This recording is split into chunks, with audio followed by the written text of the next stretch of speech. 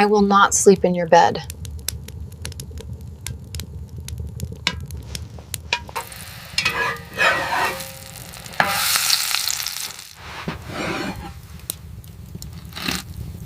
She slept beside her bags and woke in a cowboy's arms.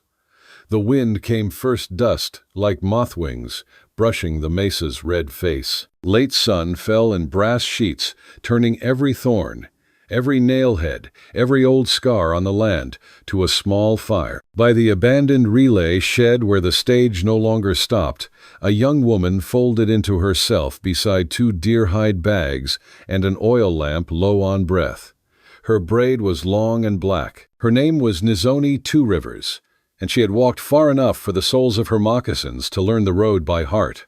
A wagon lamp rocked slow along the trail below, steady as a heartbeat that refuses to quit. The driver, Silas Rowan, a quiet rancher with dust at his cuffs and war at his back, reined in when the dark shape near the platform did not move.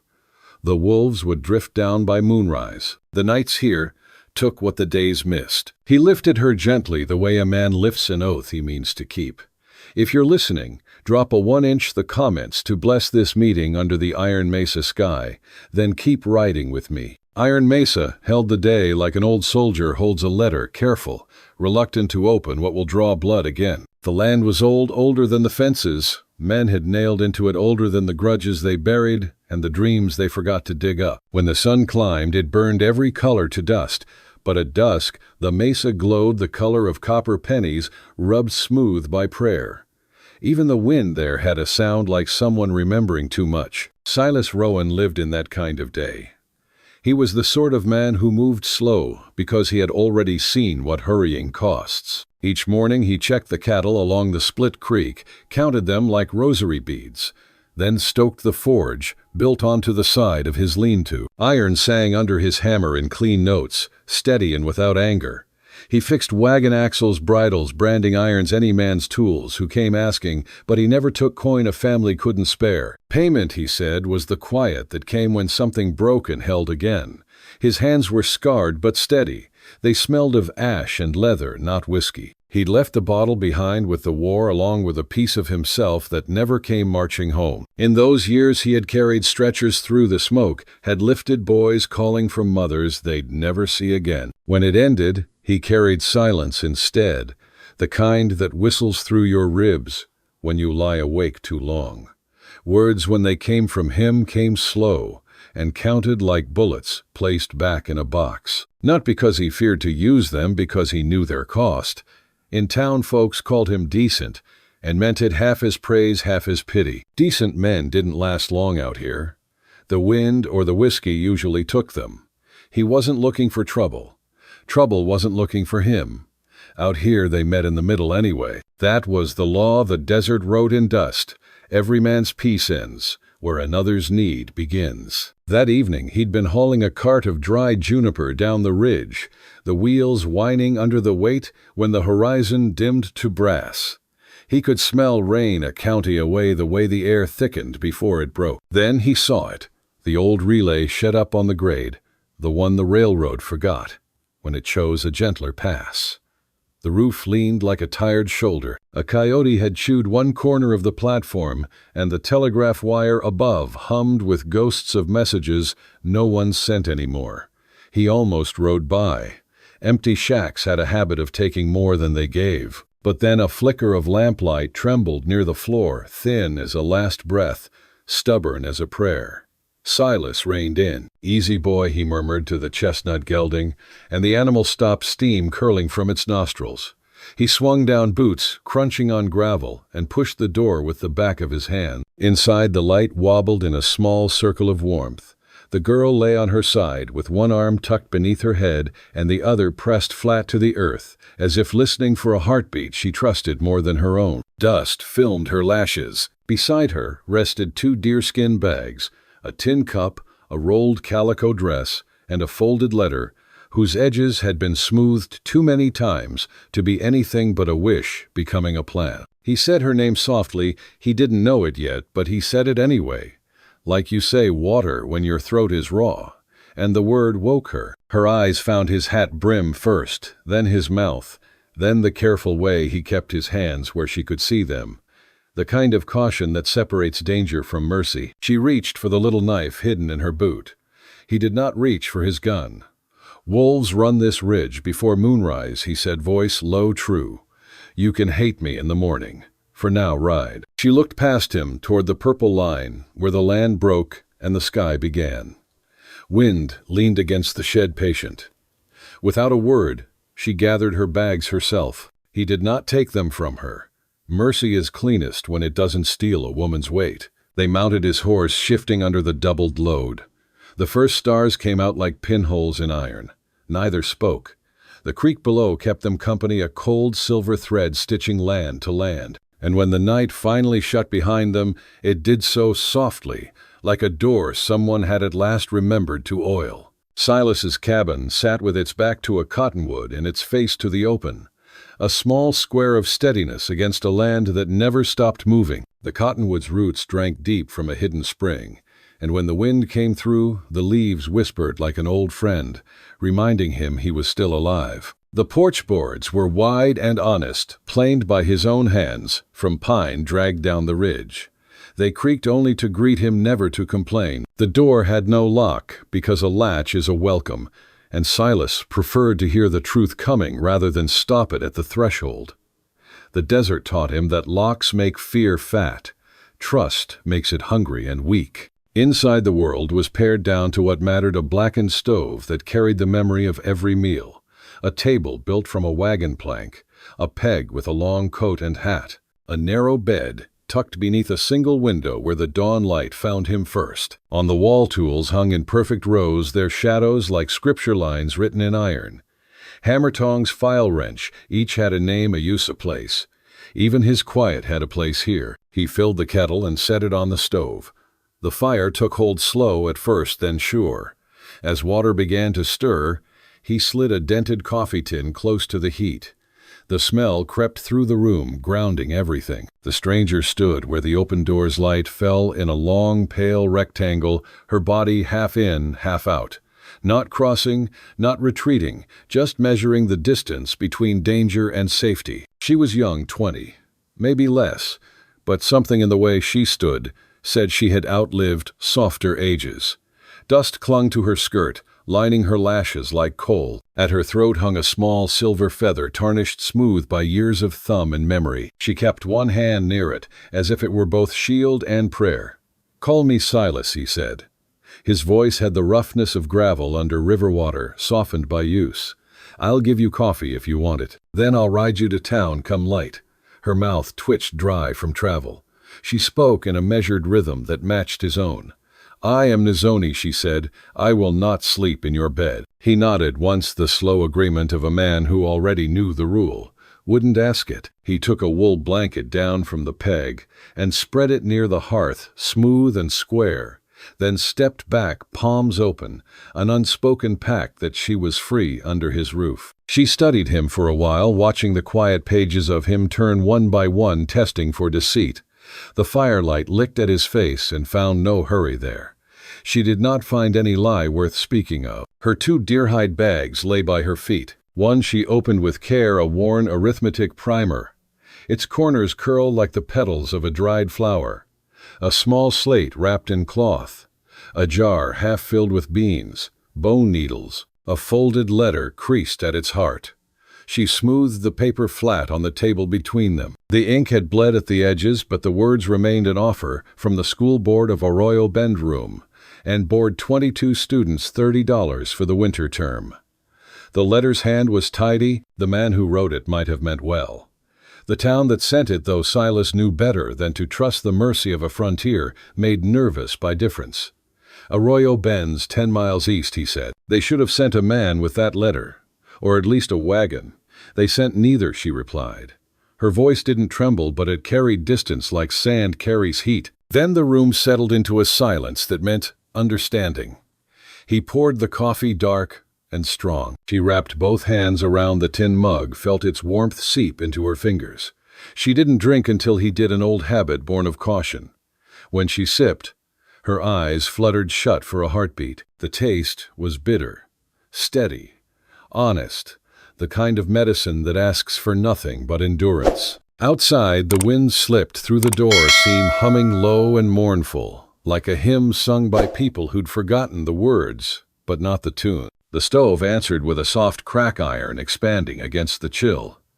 When the last light went blue, Nizhoni spread her blanket close to the stove and knelt, palm pressed flat to the floorboards. She whispered something in Diné words that moved like breath over stone. It was a greeting to earth, to ancestors, to the ones who walked before. Not secret, just sacred, as natural as washing your hands before tending a wound. Silas pretended not to hear, but he listened anyway, the way a man listens for rain when the land has gone too long without it. Her voice found the hollow places in him and filled them without asking. He took the chair by the door, rifle across his knees, more out of ritual than fear. He didn't sleep. She did. The night walked its slow rounds through cottonwood leaves and cooling iron. Coyotes called once and fell silent. In that small cabin, nothing asked permission of the other. Each simply kept watch over what it could not bear to lose. Morning arrived slow and silver, the kind of dawn that made the world hold its breath before the sun remembered how to burn again. A thin frost had crept across the pump handle in delicate lace, and every blade of grass stood stiff with it. The cottonwood behind the cabin whispered and clicked its dry leaves together like a handful of coins, counting themselves, reminding the land that even silence has a rhythm. Smoke lifted from the stovepipe in a lazy curl. Inside, Silas was already at the griddle, his sleeves rolled high, face quiet, in the way of men who've been up since before light. The smell of corn and bacon fat filled the room, a small mercy against the cold. He moved with unthinking grace, flipping cakes that hissed when they met the hot pans, slicing bacon with a knife that looked too large for the tenderness of the act. Nizhoni stirred on her blanket, sitting up slow. The night had left her hair a tangle of black rope down her shoulder, and the silver feather at her throat winked once in the dimness before it stilled again. She looked around, blinking at the ordinary calm. The cabin walls, the folded coat on its peg, the simple smell of breakfast, and for a moment she seemed to forget the road waiting for her. "Eat," Silas said softly, not as command, but as offering. She took the tin plate he handed her and ate like someone who had learned the hard way to be grateful without ever showing hunger. Each bite was deliberate. She chewed as though testing the truth of it, corn salt smoke, and found it real enough to trust. He poured coffee, and she accepted it with both hands, her fingers trembling only once before she stilled them. When they were done, she rose and gathered the tin plates without being asked. Her sleeves rolled up to the elbow, revealing a narrow wrist marked by an old scar, thin, pale, and deliberate, the kind of mark left not by accident, but by endurance. The light caught it, then lost it again as she turned to rinse the dishes. Silas saw it, filed it away in the part of his mind that never asked questions out loud. Some stories lived better untold. He handed her a dry cloth, their fingers brushing just briefly, like the accidental touch of wind on skin. When she finished drying the plates, he nodded toward the roof. "Main room leaks," he said. "Before I take you to town, I'll set it right." "You owe me nothing," she answered quickly, the words sounding worn from use like a defense sharpened by years. He only shrugged, the faintest hint of a smile ghosting across his mouth. "I'll do it anyway." He fetched the ladder from beside the shed, shouldered it, and leaned it against the roof. The morning light had warmed to pale gold by the time he began hammering. She followed him outside, tying her shawl tighter, and without being asked, she steadied the boards he lifted, holding them firm with sure hand. They worked together without speaking, the rhythm, unspoken but natural, the tap of his hammer, the rustle of her skirt, the smell of pitch melting in the sun. A bird sang from somewhere near the creek, a single clean note cutting through the stillness. When the final nail set flush, she stepped back and looked up. "Straight," she said simply. He wiped the sweat from his brow and glanced down at her. Her eyes, dark as turned soil after rain, met his for a heartbeat too long. Then she nodded once, a quiet blessing, small but real. He felt it land inside his chest, in that old hollow where war and solitude had made their camp. Not as comfort, not yet, but as heat, as if something frozen had remembered it could thaw. When the work was done, They led the horses to the creek. The water ran clear and fast, whispering over smooth stones. Nizhoni knelt, touched the surface with 2 fingers, then brought them gently to her brow. It was a gesture more prayer than habit. Silas didn't stare. He turned instead to check the saddle straps, though everything was already tight. He wasn't checking the leather. He was checking his place in the scene, knowing when not to intrude. Trust, he thought, was a bridge you build with both hands even when one hand shakes. When she stood again, the frost had melted from the grass. She looked east, toward where the road cut through the valley like an old scar. "Do you know that town?" she asked. "Enough to keep my hat low," he said, adjusting the reins. "Enough to know their children need a teacher more than their fathers need someone to blame." She looked at him then, as if measuring the truth in his tone. Whatever she saw, it made her lips soften, not quite a smile, but close enough to one that the air between them seemed to warm. She took a slow breath, the kind you take when you decide to hope against your better judgment. "That's reason enough," she said quietly. He didn't answer, only gave a small nod and turned to his horse. She mounted her mare with the ease of someone who had ridden alone for a long time. The wind picked up, tugging a strand of her hair across her cheek. They rode out side by side, the sound of the creek fading behind them, the road unfolding ahead like a promise. Neither of them dared to name. Arroyo Bend was a comb of false front buildings arranged around a dirt street that remembered every hoof it ever held. The wind carried a fine grit that settled into everything: windowsills, collars, the folds of dresses, the cracks in men's knuckles. The sign over the general store leaned east. The livery smelled of hay and sweat, and the saloon doors flapped slow in the heat, letting laughter and cheap pianos spill out before swallowing them again. At the far end of town stood the schoolhouse, squat and stubborn, shingles missing like teeth, knocked out in a fight it had refused to lose. The porch sagged in the middle the way a back sags after years of carrying what no one else would. A rusted bell hung above the door, its rope frayed and thin as an old promise. Nizhoni stood in the doorway, her shadow pooling at her feet. The air inside was thick, with the smell of chalk coal and old pine, memories of hands that had tried to build a future in a place that forgot how to keep one. She stepped inside, brushing dust from the blackboard with her sleeve, and drew a clean white line across it. Her handwriting was steady, deliberate. "To learn is to live." The sun fell through the cracked windows in pale stripes, laying a ladder of light across the empty desks. For a moment she could almost hear the echo of children's laughter from another season, ghosts of lessons left unfinished. Outside, boots scraped against the steps. Voices women mostly drifted in through the thin walls, the kind of voices that could shear a sheep with kindness and draw blood doing it. "She's the new one, they say," someone murmured. "From the territories." "Half-blood," another replied, softer but not soft enough. "They'll call it progress." "She looks quiet." Quiet can be dangerous. Nizhoni didn't flinch. She'd grown up inside those tones, the ones that sound polite until they cut. Instead, she straightened the row of benches, dusted her palms, and opened the small trunk near the wall. Inside, she found a stack of old primers, each marked in the corner with a child's name written years ago: Louisa Joe Eli Ruth. Ghosts of former students, their letters fading like prayers that had lost their ink. Outside, Silas was on the roof. He worked with the patience of a man who measured time by the sound of nails driving true. Every so often, his shadow drifted across the windows like a slow bird. Nizhoni swept the floor, the scrape of her broom keeping time with his hammer.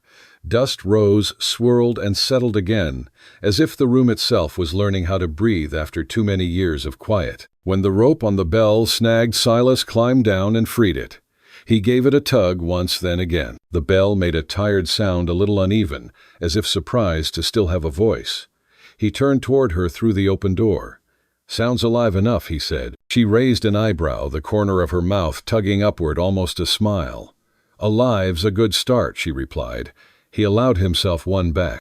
It felt dangerous, not because it was wrong, but because it was right, in a world that punished rightness when it came from the wrong face. Two boys appeared at the doorway, caps crushed in their hands, hair cut rough, and uneven eyes wide, as colts that hadn't yet decided whether to trust. The taller one cleared his throat. "You the new schoolmarm?" he asked, careful but curious. I am Nizhoni said. You two read, some the smaller confessed braver, for being honest.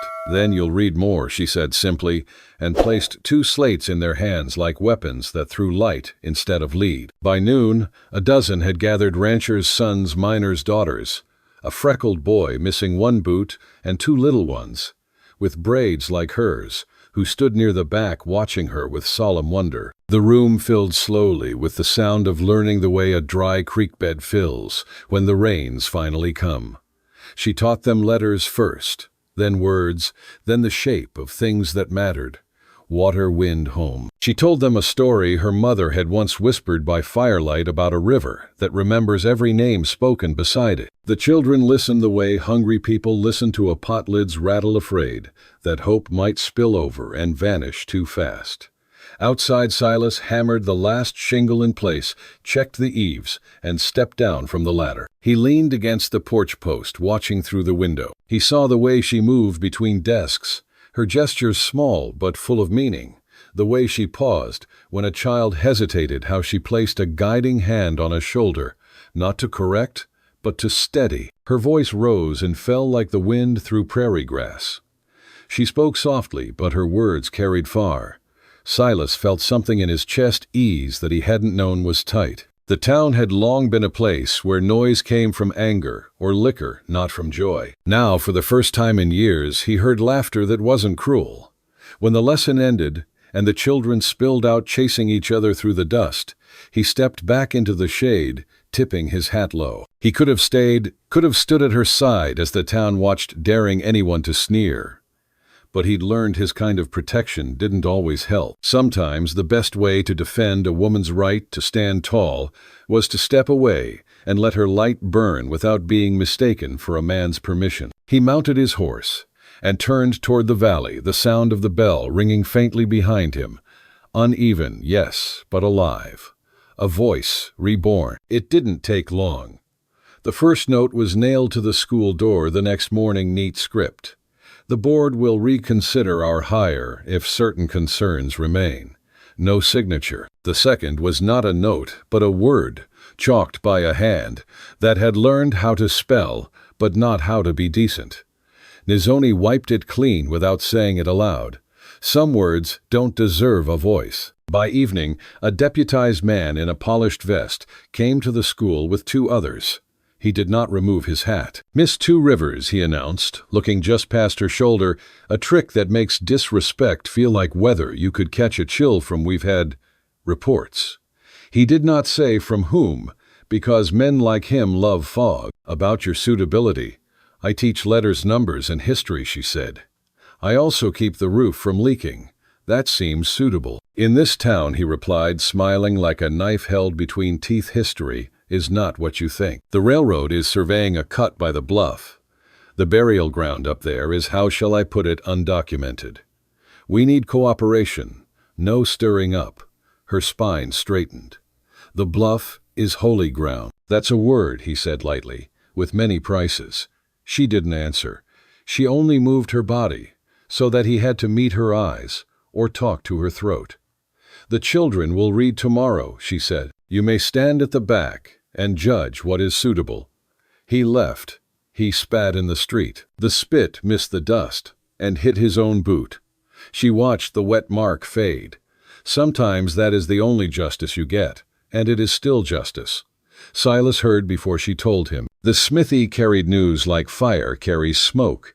He was filing a horse's hoof when Amos Kincaid, foreman for the survey crew, came in to have a broken pick reheaded and talk too loud on purpose. Heard the new teachers, a Mesa girl, Kincaid, crowed like the idea of 2 rivers in one name offended him personally. Teaching our young ones to bow to rocks and birds. Silas's file paused a fraction.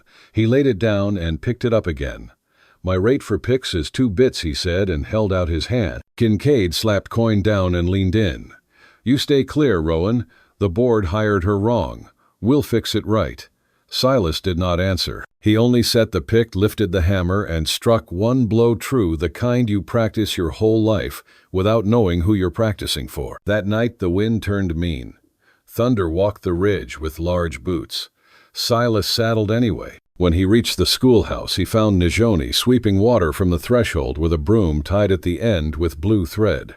The children's slates were stacked. The word she'd written on the board was, "Belong not as command, not as plea, just a possibility set where a child could touch it." "They're coming. Tomorrow," she said simply.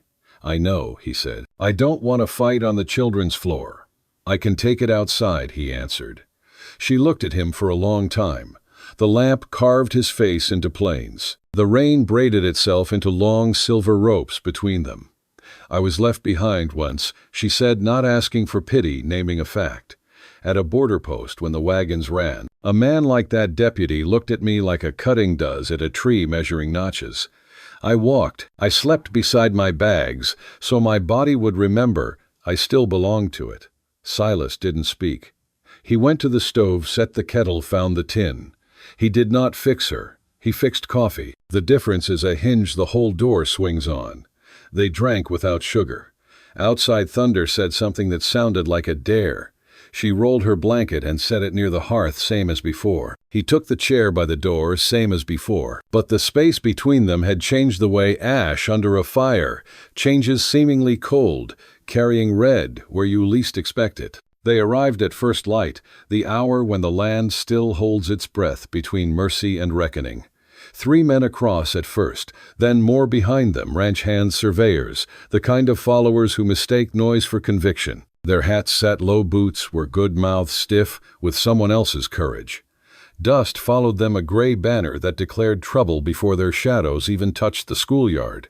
Kincaid led, of course. His vest was too fine for a man who'd earned it honest. Beside him, the deputy rode a half-step back jaw, working on a wad of tobacco, like it was the only thing keeping him from speaking sense. "This building is closed," the deputy called out, unfolding a damp sheet of paper, "pending review by county authority." His tone was bureaucratic, but his eyes flicked to Kincaid for approval before he spoke.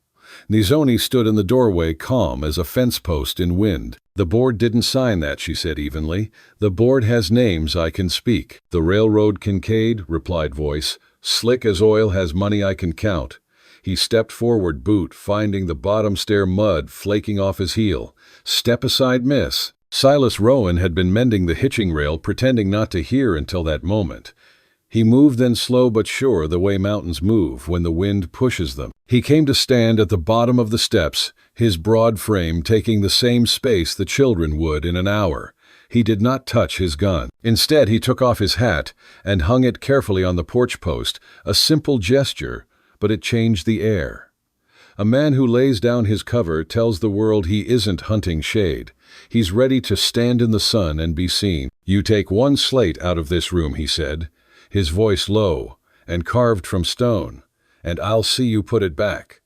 The world seemed to thin around that sentence. The men behind Kincaid shifted uneasy, like horses, catching scent of a cougar and not knowing where it crouched. Even the wind paused to listen. Kincaid's mouth curled, showing teeth but no humor. "You choose witchcraft over men who pay your iron-bowled choice blacksmith.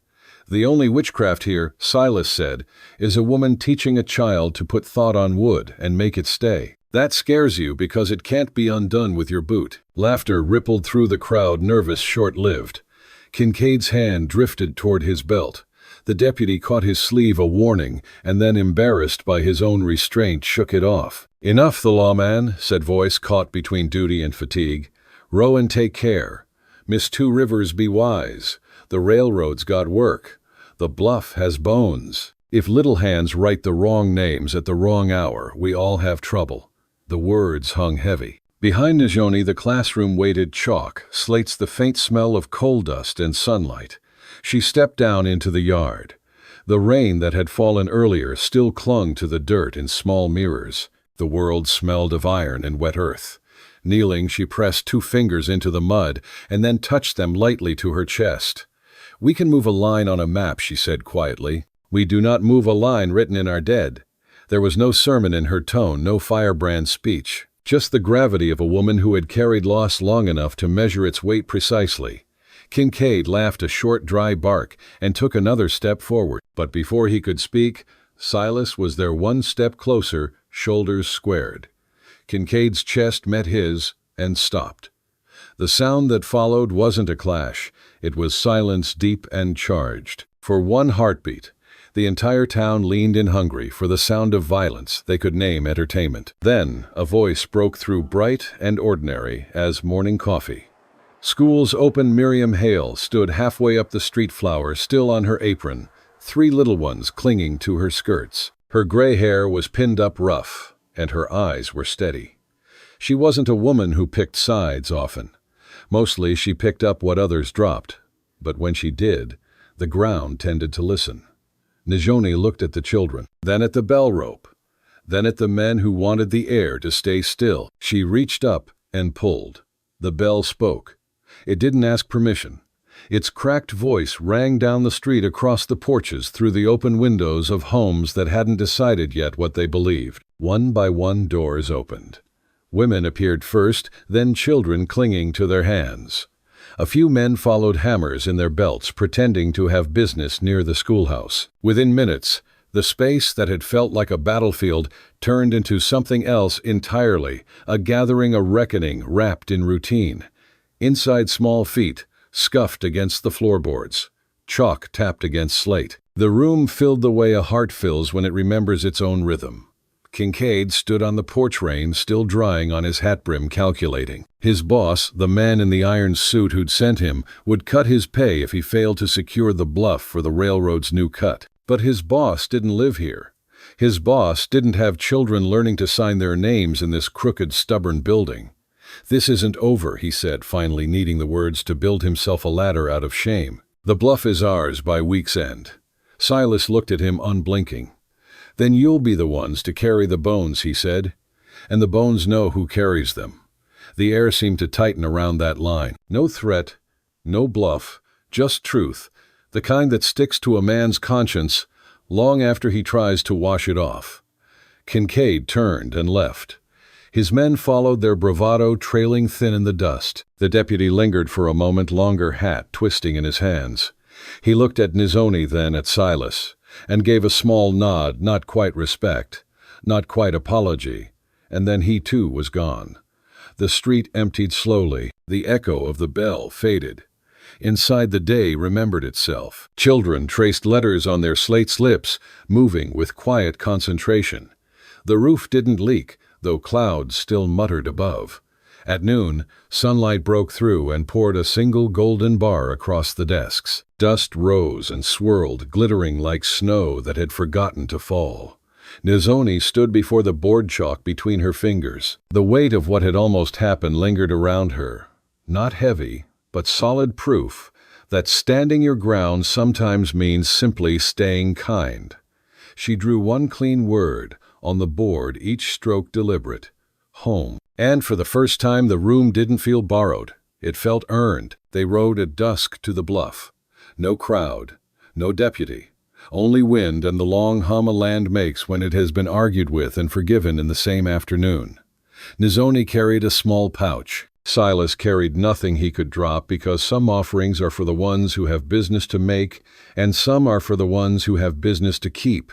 At the edge, sage stood in a rough ring. A creek line far below caught light and sent it back, as if to say, "You are seen." Nizhoni knelt and opened the pouch, handful of corn kernels, smooth river stones, a thin blue thread. She pressed her palm flat to soil. "For those who named this place before maps," she said softly, "for those who will after." Silas stood behind her, hat in hands, head bare to wind. He had no words that didn't feel clumsy. He had a life to set beside hers like a tool on a bench, saying, "I will not take what is not mine. I will guard what I can reach." She sprinkled kernels and set 3 stones in a line, like a breath you learn to count when the world runs fast. She tied the blue thread to a twig and let it flutter, not ceremony stolen, just a daughter's way of keeping company with her dead. When she stood, she was smaller than the sky and exactly as large as she needed to be. She looked at him. He looked at her. It did not feel like rescue now. It felt like 2 people who had been given a piece of hard ground and decided to stand on it together. On the ride back, they did not talk. Coyotes spoke their thin music. The The cottonwood by his cabin moved like a slow-breathing chest. When they reached the porch, he did something he had not done for any traveler in years. He lifted the quilt from the bed and spread it near the hearth, then unfolded a second quilt and laid it beside the first. "Tomorrow," he said, pinching the lamp flame low, "I'll fix the school's bell rope proper and bring a new slate for Miriam's smallest. After I can set posts around the bluff, not to claim only to warn. If you want help, I will not be beholden," she said, the old sentence coming out of habit. "You won't," he answered.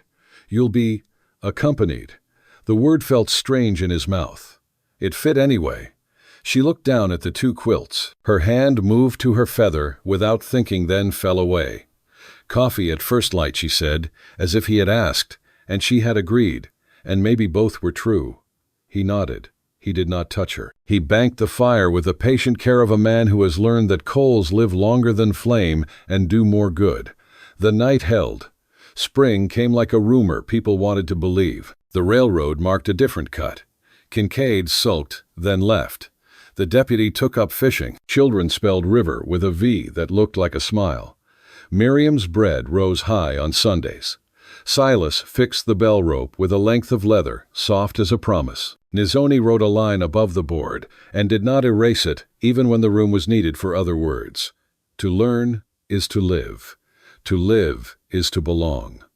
On an evening with gold dust in it, they walked down to the creek. She took off her moccasins and set her feet in the water. He rolled his sleeves and did the same. The cold shocked them both into grinning like kids who haven't been told not to. She scooped a handful and let it run through her fingers. He did likewise. Water does not ask who it saves. She placed the silver feather in his palm, and for an instant his breath caught. "Not to keep," she said. "To hold while I wash, so I do not lose it." He held the feather the way you hold a newborn head.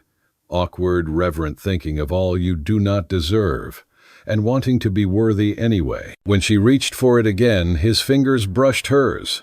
They did not mistake the touch for a speech. They let it be what it was, skin telling truth to skin.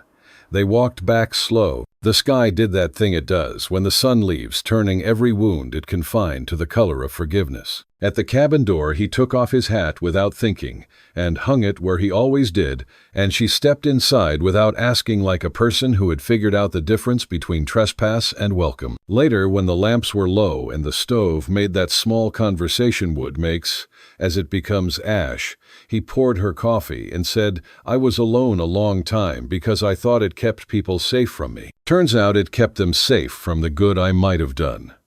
She didn't answer. She put her hand over his for a breath, then moved it away to pick up her cup. She drank. He drank. The world kept turning. Outside wind combed the grass. Stars stood their watch. Inside, two quilts lay side by side near a fire that would not need much tending now. Not with four hands around. The end, but not the kind that closes a door. The kind that opens a morning. If this road through you soft and fierce tap, that like, share it to a friend who keeps their own lamp alive, and comment one, so I know you reached the creek with us. More cowboy love stories, more Wild West stories, more Wild West love coming sunup.